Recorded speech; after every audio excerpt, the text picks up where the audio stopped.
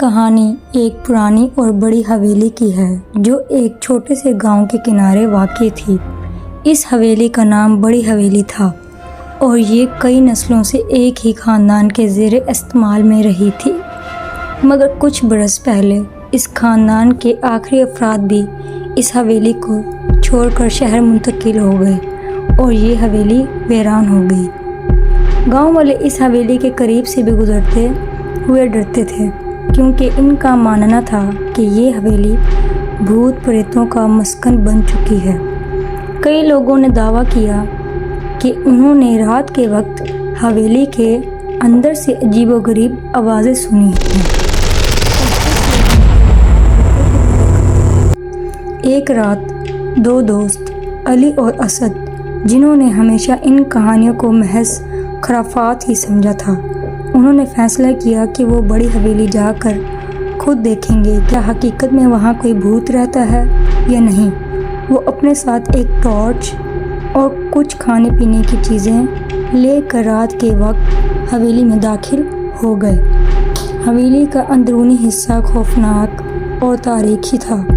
جگہ جگہ مکڑیوں کے جال، دھول اور مٹی کی موٹی تہیں موجود تھی۔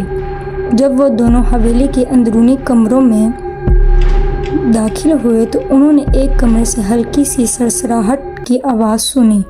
علی اور اسد نے ٹارچ کی روشنی میں اس کمرے کی طرف قدم بڑھائے۔ جیسے ہی انہوں نے کمرے کا دروازہ کھولا، ایک سرد ہوا کا جھونکا ان کے چہروں سے ٹکرایا اور دروازہ زوردار آواز کے ساتھ بند ہو گیا۔ دونوں دوست ڈر گئے، لیکن حوصلہ کر کے کمرے کا معائنہ کرنے لگے۔ وہاں انہیں ایک پرانی الماری ملی جس کے دروازے کھلے ہوئے تھے اور ان میں کچھ قدیم کتابیں اور کاغذات رکھے تھے۔ اچانک کمرے کی لائٹ بند ہو گئی اور ایک سیاہ سایہ ان کے سامنے نمودار ہو گیا۔ وہ دونوں خوف سے کانپنے لگے۔ سایہ قریب آتا گیا اور اس نے ایک عجیب سی آواز میں کہا، یہاں سے فوراً نکل جاؤ، ورنہ تمہاری بھی وہی حالت ہوگی جو مجھ پر گزری ہوئی ہے۔ علی اور اسد تیزی سے وہاں سے نکلنے لگے، لیکن دروازے بند تھے۔ انہوں نے پوری طاقت سے دروازہ کھولا اور باہر بھاگ گئے۔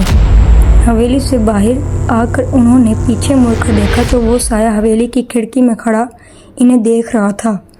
اس رات کے بعد دونوں دوستوں نے کبھی دوبارہ بڑی حویلی کے قریب جانے کی ہمت نہیں کی اور گاؤں والوں نے بھی اس واقعے کے بعد حویلی کے قریب جانے سے توبہ کر لی۔ کہتے ہیں کہ وہ سایہ حویلی کے مالک کا ہے، جو کسی وجہ سے اپنی موت کے بعد بھی اس حویلی کو چھوڑنے پر آمادہ نہیں اور آنے والے کو وہاں سے بھگا دیتا ہے۔